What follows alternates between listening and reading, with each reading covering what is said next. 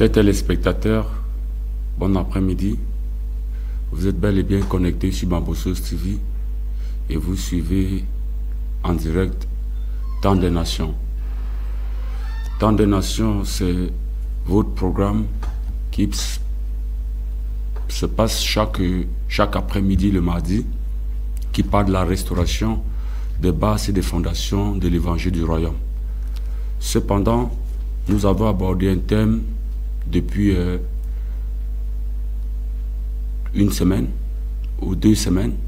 Nous parlons sur les prophètes des nations. Ceci dit, je vais comme ça d'abord commencer par les civilités. Je vais saluer comme ça le chef de ces territoires de l'Ouest, le gouverneur. Je vais aussi donner mes civilités aux magistrats, aux procureurs, à tous ceux-là qui œuvrent pour la bonne marche de cette nation, de notre région, l'Ouest Cameroun. Je vais aussi, passant par là, remercier aussi le Seigneur cependant pour tout ce que les autres serviteurs sont en train de faire pour promouvoir l'œuvre de l'Évangile. Et je bénis aussi le Seigneur pour toutes les autorités traditionnelles qui sont attachées à ma voix, qui suivent de bout en bout cette émission.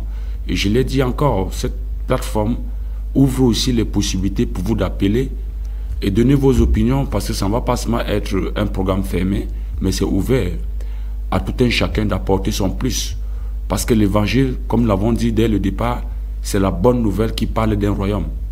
Nous avons longtemps épinglé à ce sujet que le royaume là, c'est le royaume de Dieu. Et dans ce royaume, c'est le Christ qui est roi, le Mashiach. Et nous avons parlé longtemps que ce programme de l'évangile du royaume parle parce que Jésus est venu parler d'une royauté. Il est venu annoncer un royaume qui vient et qui est pratiquement là. C'est pourquoi il pouvait dire, le royaume des cieux est arrivé, le royaume des cieux est déjà venu vers vous. Maintenant, il faut seulement l'accepter, comprendre qu'après la mort, il y a des surprises qui viendront. Comprendre qu'après la mort, il y a beaucoup de choses qui vont survenir. Même dans l'au-delà, après l'au-delà, il y a des choses qui vont se passer. Donc le message de Jésus, même sa résurrection de la mort, était une preuve palpable que son message était vrai. Parce qu'il a dit, aussi longtemps que le grain de blé ne pourrit dans la terre, il ne peut gémir. Il était dans la preuve de cette germination. Que toi et moi, si nous acceptons cet évangile, si nous acceptons sa parole, nous allons passer la même transformation que lui, il a traversé. Parce qu'on va parler de la métapsychose, mais en réalité, on va passer par la même transformation. Ça veut dire que lorsque tu meurs en tant que croyant, tu dois aller au séjour des morts. Et dans le séjour des morts, tes ancêtres, tes pères qui n'avaient pas cru à l'évangile, ils vont écouter l'évangile par ta prédication. C'est toi qui vas aller au séjour des morts, les expliquer ce en quoi tu avais cru. Et s'ils croient aussi, le jour où il y aura, la trompette va sonner, tous vont ressusciter. C'est pourquoi on dit les morts resteront d'abord et les vivants après. Donc pour dire que nous sommes en train de parler sur Temps des Nations pour définir les paramètres de base de l'évangile de Jésus, le message de Jésus. C'est pourquoi vous n'allez pas beaucoup comprendre, parler des chrétiens, beaucoup de choses, parce qu'il y a déjà beaucoup de melting pot à ce sujet. Nous voulons être tellement objectifs pour que toi qui nous écoutes à la maison, tu essayes de mettre ton cerveau au profit de ta croyance, au profit de ta foi. Parce qu'on dit tous ceux qui auront cru seront sauvés. Croire veut forcément dire que nous passons ce que nous entendions au crible de notre conscience et de notre réflexion. Parce que la réflexion plus la conscience établit ce qu'on appelle la méditation. Donc si nous ne pouvons pas méditer et qu'on croit seulement, ça doit être un danger. Mais pour le moment, comme l'avons dit, le thème cet après-midi, c'est la continuité des prophètes. Les prophètes des nations. Nous avons abordé ça la fois dernière en parlant dans les socles culturels. Dans les socles culturels, tous les prophètes ont le même titre et sont garés dans le même titre. Ça veut dire le prophète d'Israël et les prophètes des païens, des Grecs, des stoïciens, tous sont perçus au même titre d'égalité, comme des prophètes. Ce pourquoi quelque part, on va vous dire qui veut dire que je vais d'abord prendre le concept de voyance. Pourquoi on parlait, qu'on appelait les prophètes autrefois les voyants? Qu'est-ce qu'ils voyaient? Est-ce qu'ils voyaient?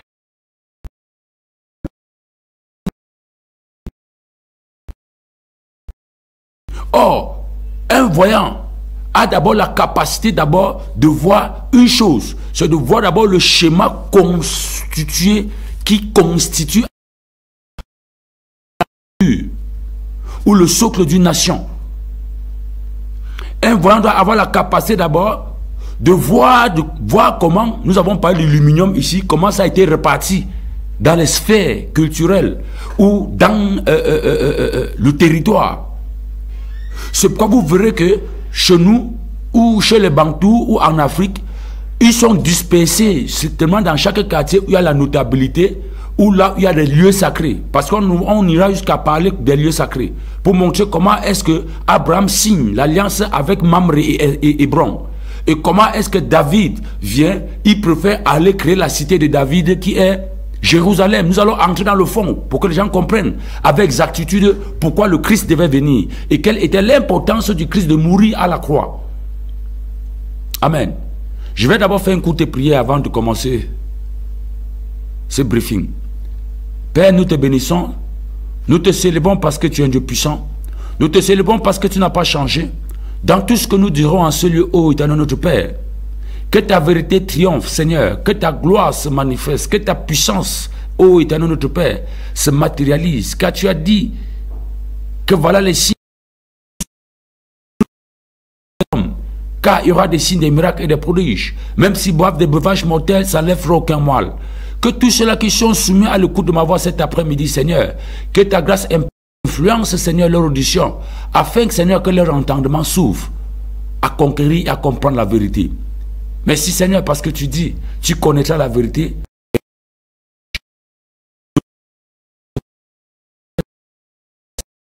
Jésus-Christ, j'ai ainsi prié. Amen. J'étais déjà ici. Lorsque nous parlons des prophètes des nations, nous avons fait que tous les prophètes sont tous conseillés au même.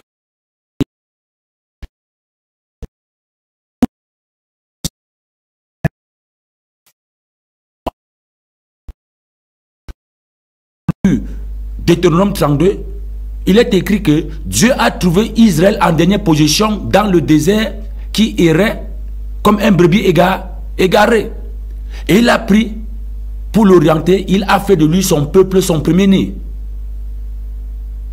Et même quand le peuple commence à demander qu'il veut un roi, quand Moïse, je pense bien Moïse ou Samuel va aller vers Dieu pour consulter Dieu, cause de toi qu'ils demandent une nation, mais c'est parce qu'ils ne veulent pas de moi.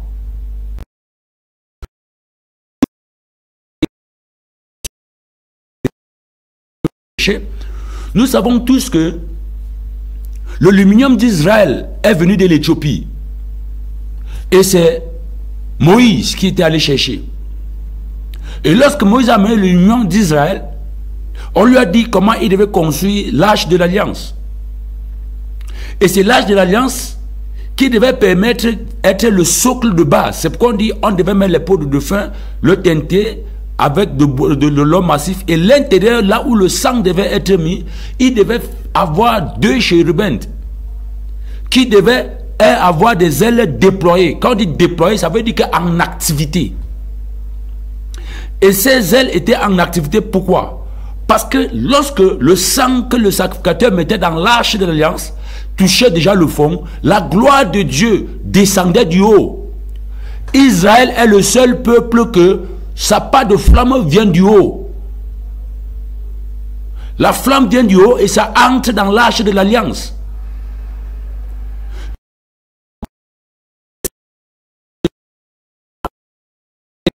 Il protège la sphère culturelle d'Israël pour permettre que Israël suive l'instruction de son Dieu.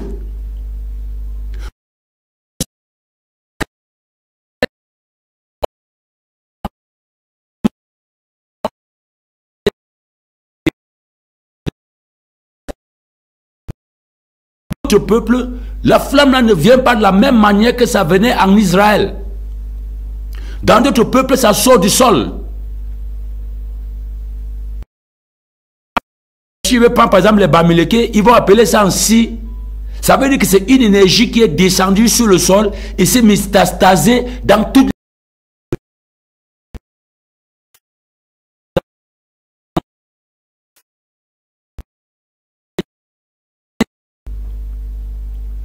Ça fait donc que eux, ils ont préféré protéger cette énergie avec la notabilité.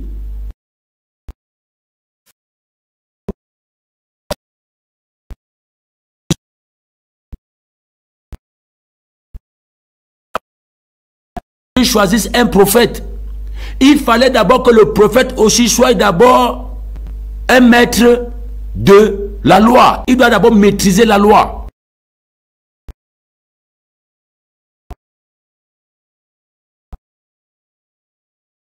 Capable, donc quand l'Esprit de Dieu le saisissait, il devait dire, et la parole de l'Éternel me fut donnée en ces mots. Ça veut dire qu'il faut donc différents.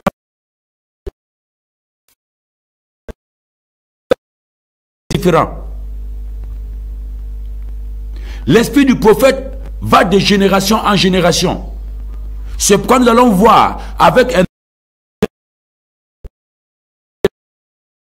Il devait être un roi et être un autre prophète qui devait le représenter. Ça veut dire que c'était un manteau qui allait de génération en génération par rapport à la sélection divine. Qu'est-ce que je veux dire? Nous allons d'abord commencer par définir qu'est-ce qu'un prophète.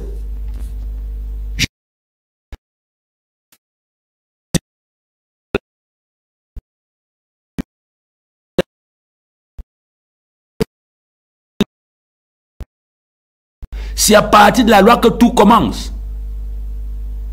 Parce que sa voyance est tranchée sur les paramètres de base de la loi.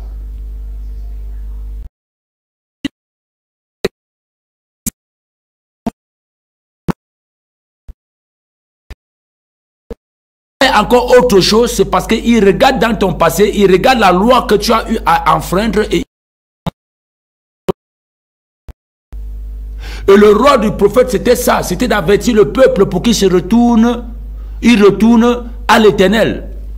Parce que 90% étaient tous des rebelles.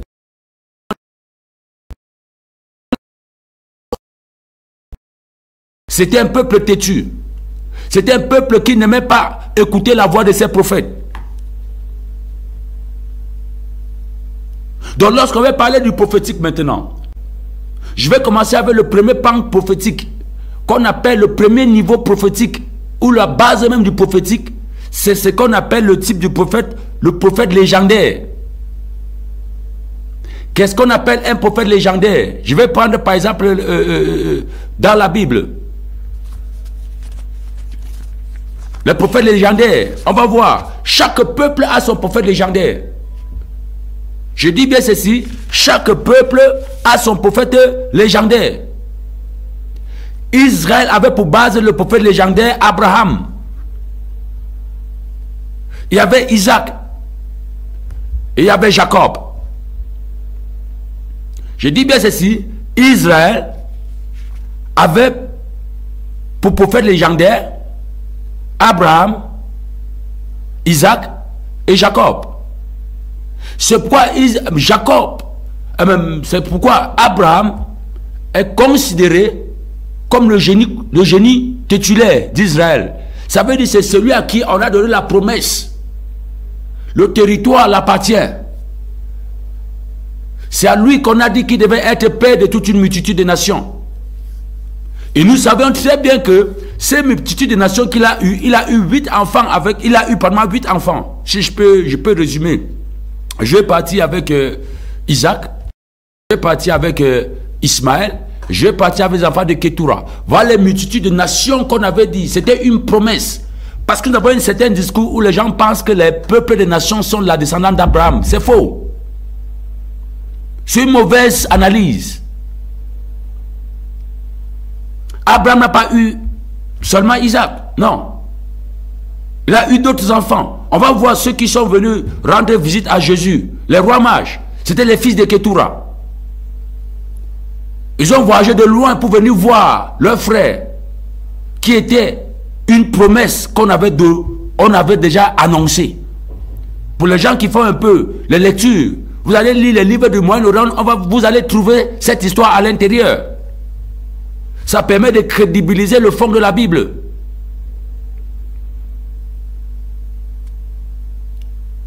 On a beaucoup de types de prophètes légendaires.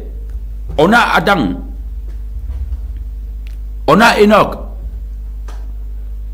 on a Methuselah, on a jusqu'à Noé. Après Noé, on ferme cette génération-là. On revient, on cherche dans les loins de Noé, on va trouver maintenant Abraham, Isaac et Jacob. Pourquoi on les appelle des légendaires ou des légendes? Parce que la personne qui écrit leur histoire n'a pas vécu le temps. Moïse, pour écrire l'histoire d'Abraham, il n'avait jamais connu Abraham. Il ne l'avait jamais vu. Même son habit, même son odeur, il n'avait jamais senti. En matière de prophétique légendaire, ou médiéval même, c'est Moïse qui est le meilleur. C'est pourquoi on dit que dans tout Israël, même dans tout le monde qui va venir après le monde, il n'y a aucun prophète qui va être comme Moïse. Pourquoi? Parce que Moïse a son style prophétique. Il est allé jusqu'au temps de Adam dans le jardin. Il a vu tout ce qui se passait dans le jardin d'Éden. Il a vu même comment le serpent a trompé la femme. Il a vu comment le déluge s'est passé. Mais il n'a pas pu, ayant voyagé loin dans le temps, il n'a pas modifié. C'est pourquoi on dit qu'il était fort. Parce que vois ce que tes ancêtres avant toi ont fait pour que tu arrives là où tu es aujourd'hui. Il faut beaucoup de force. Il a écrit l'histoire de ces peuples-là. Ce n'est pas que Dieu l'a dit, il a vu. Il écrivait tout ce qu'il voyait. Ça veut dire qu'on l'a fait voyager dans le temps. C'est la même chose avec les prophètes, les voyants qui sont dans les villages. Quand il te dit qu'il y a telle chose dans telle construction, ça veut dire qu'ils voyagent dans le temps là pour aller visiter la chose. Et que ce n'est pas de sa responsabilité à assumer les conséquences là, mais c'est ta responsabilité à en assumer. C'est pourquoi on dit pour Israël, Moïse est le plus grand, le législateur. Il a écrit l'histoire d'Adam. Il a écrit l'histoire de Caïn. Il a écrit toutes ces histoires remontées jusqu'à sa vie, même quand il était dans la maison de Pharaon. Regardez quelle dimension légendaire cet homme était. Donc s'il a été jusqu'à cette dimension, c'est de ne pas prendre la Bible à la légère. Parce que beaucoup d'entre nous pensent que la Bible c'est des trucs que les Blancs ont écrit. Non, mon frère. Ce n'est pas une histoire copiée, non. C'est une réalité, tout comme ton histoire est une vérité. La Bible, c'est l'histoire de notre peuple qui est une vérité. C'est le peuple des Hébreux. Ils ont existé avant notre ère. Parce que ce qui est là aujourd'hui, ce n'est pas eux. Israël actuel n'est pas Israël de la Bible. C'est pourquoi le drapeau qui est là, c'est le drapeau des sionistes. Des personnes qu'on a signé des alliances. Parce qu'on dit que, Daniel nous dit que le chef de guerre devait faire alliance avec quelques-uns afin de les ramener à leur patrie. Mais en réalité, ce n'est pas avec exactitude que tous ceux qui sont là sont les fils d'Abraham ou les fils d'Israël. Non. Jésus avait dit on va les disperser parmi toutes les nations. Jusqu'à ce que les nations soient convaincues. C'est-à-dire que le thermomètre de la réconciliation d'Israël avec son sauveur, c'est les nations. Donc nous devons comprendre que après le prototype, le type de prophète légendaire, qu'on va parler d'Abraham, on va parler d'Isaac, on va parler de Jacob, à l'intérieur va nous mettre maintenant plusieurs autres styles de prophètes. Mais ce qui nous intéresse, après les légendes, les prophètes légendaires, c'est de comprendre les deux grands types de prophètes qu'il y avait en Israël. Les prophètes royaux, ceux qui consacraient les rois, et ceux qui étaient autour du roi. Je vais redire la même chose. Pour ceux qui comprennent ce que je suis en train de dire, ils sauront que tout ce que je suis en train de dire, c'est fondé. Israël a eu son temps comme modèle, comme échantillon. Mais nous sommes au temps des nations. Et les nations ont leur type de prophète. Ils ont leur type de voyance, qui est différent du style d'Israël. C'est pourquoi tout voyant regarde d'abord la cartographie culturelle avant de commencer à faire sa voyance.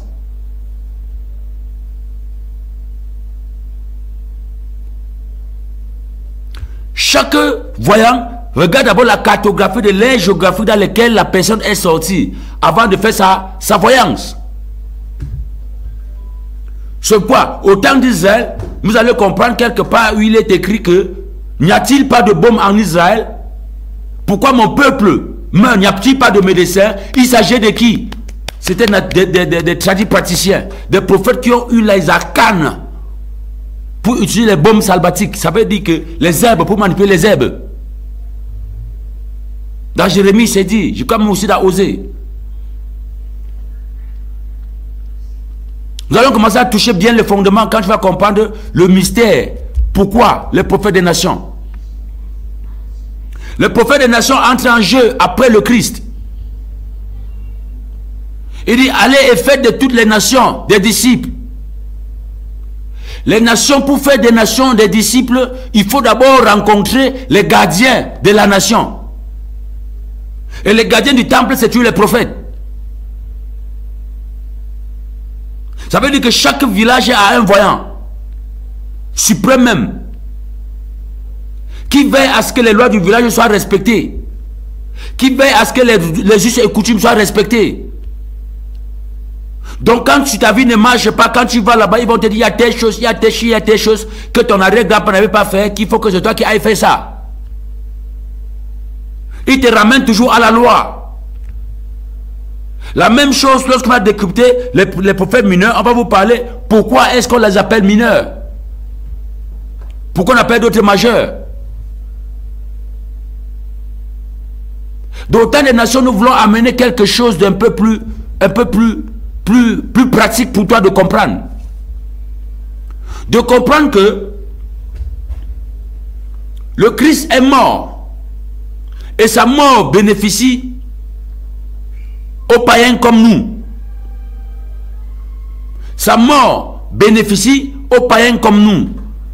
Parce que son sang avait pour but d'ouvrir la porte du royaume des cieux. Contrairement à ce que plusieurs pensent que le sang là c'est pour laver les gens ou que pour laver les péchés. Le sang de Jésus, je le redis encore, c'est pour ouvrir la porte pour le royaume des cieux.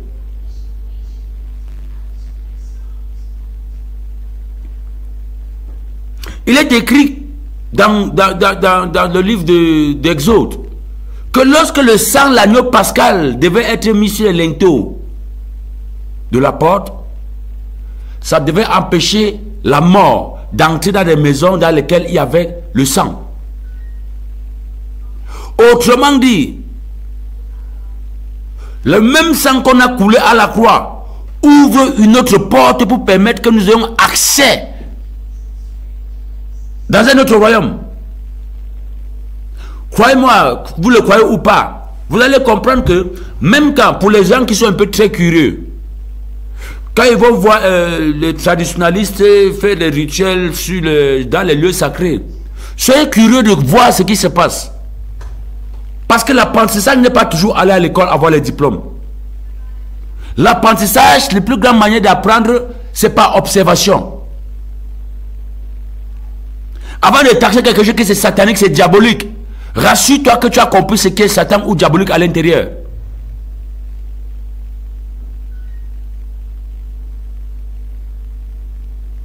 Donc selon les cultures, chaque culture de peuple, il faut du sang pour revigorer, ou du moins pour allumer, pour garder le luminium allumé.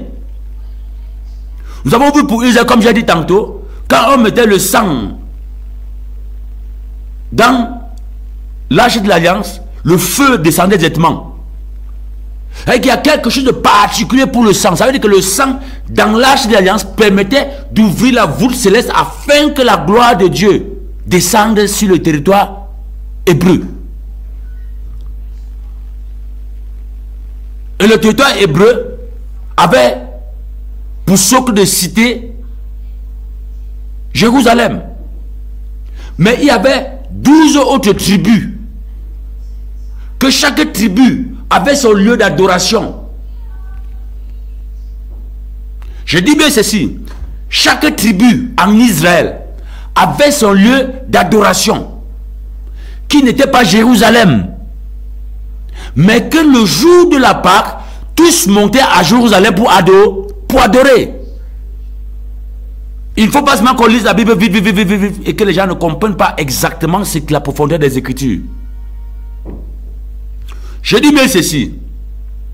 Il y avait la Pâque qui permettait, chaque personne peut manger la Pâque à sa maison, mais la Pâque du grand jour, ça se mangeait à Jérusalem.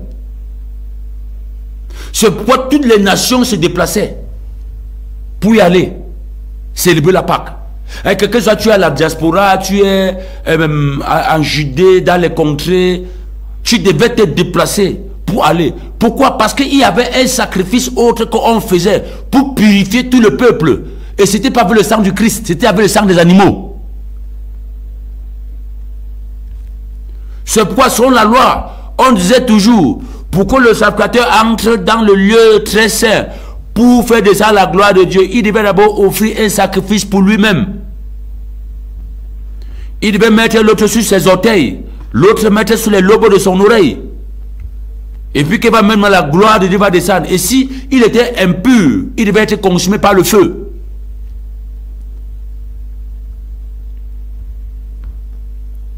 Donc passant par ce principe, toutes les nations font les mêmes choses. Mais la différence, comme je l'ai dit, c'est qu'en Israël, l'énergie vient du haut, ça ne vient pas du bas. Mais pour les traditionnels, vont vous expliquer le détail, beaucoup d'autres choses, mais je m'arrête d'abord là. Pour démontrer maintenant à ceux qui me suivent, que ce soit traditionnaliste ou pas, le temps du salut est annoncé. Tout ce que nous faisons, à la rigueur, ce n'est pas ça qui va nous montrer le chemin pour la vie éternelle. Bien que la vie éternelle, il y a encore des subtilités dans la vie éternelle. Pourquoi je parle de subtilité? Tu peux avoir la vie éternelle, mais tu souffres éternellement. Comparé à celui qui a la vie éternelle, il est dans le repos. Or, que ce soit l'un ou l'autre, le plus important, c'est d'entrer dans le royaume de Dieu. Et le royaume de Dieu, tout se fera sur la terre. Parce que c'est sur la terre qu'on a commissionné Adam et sa génération. Et sa généalogie. Nous tous, nous reviendrons sur la terre.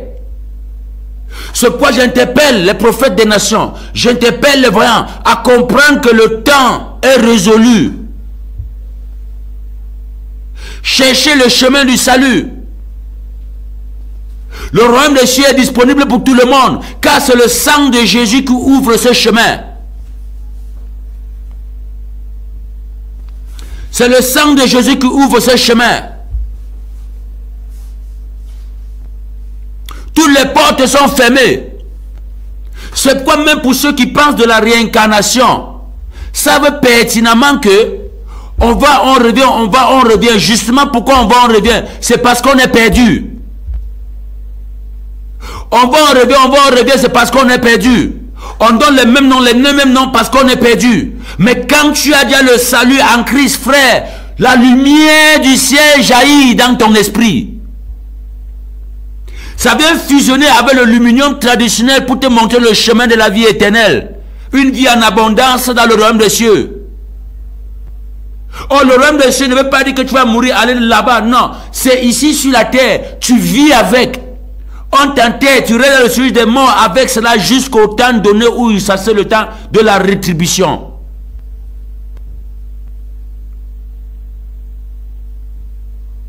Nos pères sont morts, ils sont allés se reposer.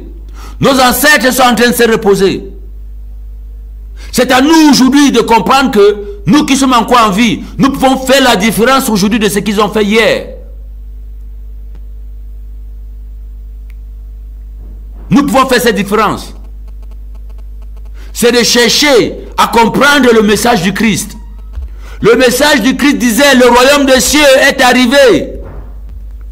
On a lu dans le chapitre 12 de Matthieu, depuis trois épisodes aujourd'hui, la 3e épisode. On a lu, il a dit, ne viens pas pour briser le roseau, ni éteindre votre tradition. Non. Il est venu plutôt pour faire triompher la justice de cette tradition-là. Afin que les nations maintenant espèrent en lui. Parce que si la justice ne triomphe pas, il n'y aura pas la confiance. Parce que tous les peuples sont damnés parce que nos juges ne nous aident plus. Certaines personnes, certains prophètes des nations, ces voyants qui nous font le travail, ne nous font pas le travail comme ça devait se faire totalement. Ils font mais ils ne libèrent pas totalement. Il y a une injustice à l'intérieur. Je vais te donner un exemple. Comment peux-tu me dire que tu veux aller dans la concession de ton père ou dans un lieu sacré, faire un sacrifice ou je dis quoi? Je peux dire n'importe quoi. Disons que je vais dans la famille, dans ma famille. Je vais aller faire un travail spirituel dans la concession de mon père. Et que je vais dans la concession de mon père avec un voyant. Et le voyant entre dans la concession de mon père sans le successeur. C'est une injustice. Parce que le successeur, c'est le garant de la concession. C'est sa concession. Même si tu es enfant dans cette concession-là, la concession est la concession du successeur. Donc tu ne peux pas aller chercher un voyant ou un marabout pour qu'il t'accompagne. Excusez-moi le thème, que mes frères musulmans m'excusent un peu. Parce que c'est un mot commun. Je sais quand même que le mot marabout, c'est un prédicateur musulman. Mais c'est un mot qu'on utilise généralement pour qualifier ces genres d'imposture. Je voulais dire ceci. Tu ne peux pas chercher un voyant pour l'amener dans la concession où tu n'as pas hérité, où tu n'es pas successeur, pour faire un travail sans la présence du successeur. C'est ça l'injustice. Pourquoi ça se passe comme ça? On a dit honore ton père et ta mère. Ce n'est pas le mot que tu honores en amenant un marabout là-bas ou en amenant un tradit praticien ou en amenant un voyant là-bas.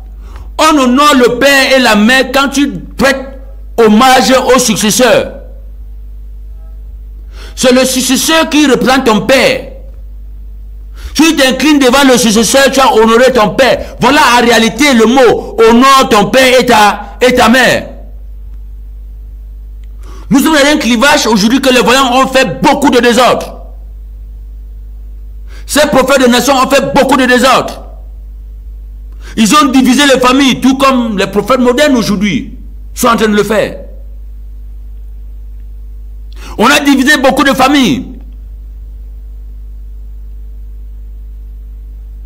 On a des familles, quand on a pris la magie, aller enterrer dans la concession. Qui va enterrer si ce n'est pas un voyant? Sachant pertinemment que la concession n'est pas sa concession. Parce qu'un fils de la concession vient prendre un voyant pour aller faire quelque chose parce qu'il ne veut pas honorer son petit frère ou son Benjamin comme son père. Et c'est là où nous avons ce problème. Et le Christ vient maintenant comme rejeton pour réparer cela. Que soumettez-vous à la décision de vos pères. Soumettez-vous à la décision de nos parents. Si ton père dit que c'est X qui est mon successeur, donnez-lui ce droit, c'est son droit. L'huile que tu vas aller chercher, que tu vas aller verser sur le contexte familial, ce n'est pas toi de le verser, c'est lui le successeur. Le sel là, c'est pas toi de jeter, c'est le successeur de le faire, ce n'est pas toi. Mais comme toi tu as peur qu'il mange même un simple gain de riz que tu as acheté. C'est pourquoi tu préfères aller voir le voyant.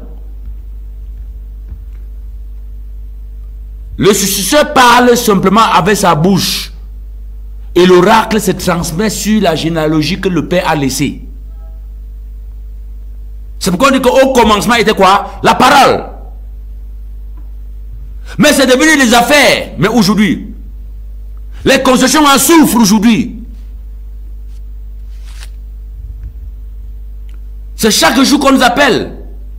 Oh, dans notre concession, c'était monté. Oh, c'était descendu. Tel est allé prendre un voyant. Oh, c'est. Tout ça pourquoi? Que les voyants disent la vérité à ces gens qui viennent pour l'aventure. Cherchez à savoir qui est le responsable de la concession. Renvoyez les pères. Et vous aurez accompli une noble tâche que vos ancêtres avaient voulu que vous accomplissiez.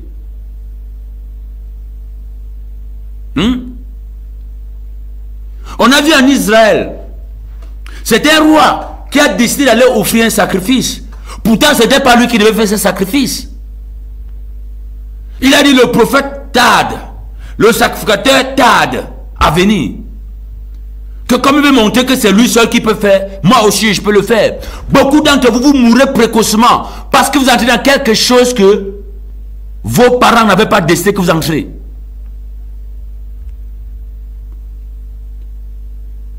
Je parle maintenant pour que les voyants des nations écoutent ma voix et comprennent qu'il est temps qu'ils arrangent ce qu'ils sont en train de détruire dans les constitutions des gens. Cherchez à demander à vos patients où sont des patients. Patients parce qu'ils ne sont pas malades, parce qu'ils sont impatients. De faire d'abord la paix avec leur propre concession d'abord. Il est écrit, faites la paix avec vous-même, sans lequel personne ne verra Dieu. C'est un texte qui n'est pas donné uniquement aux chrétiens, c'est à tout le monde.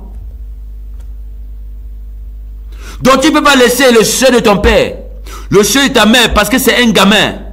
Parce que toi tu penses que tu as l'argent. Tu vas tout faire. Mon frère, l'argent ne résout pas tout. La spiritualité et l'argent ne marchent pas de pair. C'est pourquoi vous allez, on vous donne les calebasses, vous venez enterrer à les concessions. C'est vos propres enfants que vous enterrez.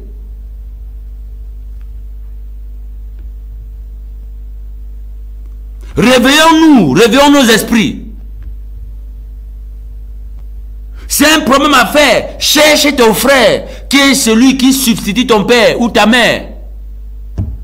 Dis-lui que ça ne va pas réellement. Je ne sais pas comment je vais faire ça. Seulement la parole, si tu as apporté une bouteille d'huile avec le savon, tu lui donnes. Seulement la parole qui va parler, ça va changer beaucoup de choses. Parce que tout n'est que la parole. Parce que c'est lui qui incarne la personne qui est partie. C'est pourquoi Jésus pouvait dire, mon Père est en moi et moi je suis dans mon Père. C'est-à-dire que c'est mon Père qui m'a envoyé. Donc un successeur n'est que l'envoyé de son Père. On est arrivé à un clivage aujourd'hui où tout le monde fuit. Maintenant on en a l'église. Je sais pourquoi. Parce que les gens veulent fuir leur responsabilité. Tu ne peux pas fuir ta responsabilité, mon bien-aimé. Tu ne peux pas. Je sais que c'est le temps. Quand tout ce que tu connais, tu auras oublié de ta famille, alors en ce temps, les véritables problèmes vont commencer. Dieu fonctionne un peu comme un lâche. Quand tu fais, il voit. Il attend quand tu as oublié avant qu'il commence la punition. Donc je t'interpelle ce matin, je t'interpelle cet après-midi, je t'interpelle ce soir, de comprendre que tu as l'obligation de te soumettre à l'héritier ou au successeur de ton père. Laissons l'argent de côté. Parce que tout l'argent que tu as, même quand tu vas mourir pour aller dans le tribunal ancestral, il y a beaucoup de choses qu'on va parler. Avant le jugement dépassé, j'ai dit qu'on va aller au jugement dernier. Mais je vais vous démontrer qu'est-ce que c'est que le jugement dernier. Devant le trône blanc, on ne jugera personne. On appelle ça le moment de la rétribution. C'est pourquoi on dit que ceux que leur nom n'était pas écrit dans le livre depuis le fondement de la terre, ils ne faisaient pas partie. Ce n'est pas parce qu'ils avaient péché. C'est parce qu'ils ne se trouvaient pas depuis le fondement de la terre. Maintenant, les livres furent ouverts et les gens sont venus. Parce que chacun doit maintenant moissonner ce qu'il a sémé. Les talents, maintenant, on commence à juger les talents. Toi qui as eu 1 et que tu as multiplié 5, on te donne ce qui va à 5 ou à 10. Ça n'a rien à faire avec le jugement des péchés. Nous avons fait beaucoup d'erreurs dans l'exégèse. Chaque personne qui est sur la terre est un don pour sa famille. Et tu dois manifester ton don pour que ta famille en bénéficie même de ton vivant. Et non avoir un peu d'argent, essayer de manipuler toute une famille parce que tu penses que c'est l'argent. Frère, t'es bien bon périr avec toi. Vivez un pour consolider la famille.